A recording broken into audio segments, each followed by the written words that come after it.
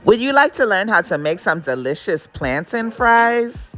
Just like this? You would? Good. Because in this episode of the Lisa D's Delight Show, I'm going to show you how to do it. Lisa D Delight. Okay, let's get started by chopping up our plantains. When picking plantains or plantains, however you pronounce it, you want to make sure that they're on the yellow side like this. Because if they're too black, that means they're overly ripe and they'll be sweet and not appropriate to fry. And if they're too green, that means they're not ripe enough. And this is my nifty little crinkle cut French fry cutter thingy. Yeah, that.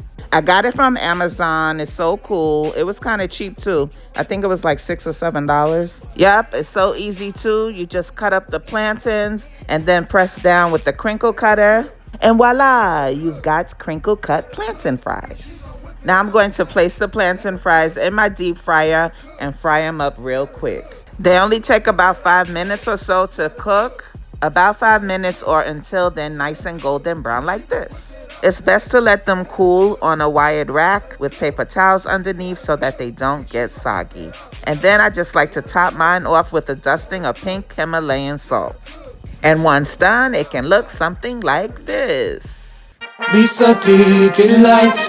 My God, forever. Won't he do it? Yes, he will, all the time. These plantain fries were really tasty. And they're a good substitute for white potatoes, more healthy. Yep, they're filled with lots of fiber, antioxidants, and other vitamins and minerals. Don't worry about all that oil I fried them in. Don't worry about that.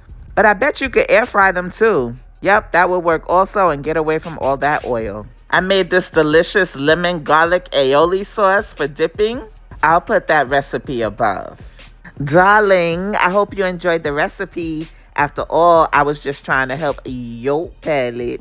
God bless you. Bye. Lisa got them dishes, that's the life of what she cook. Guarantee you if you visit, you subscribe and if she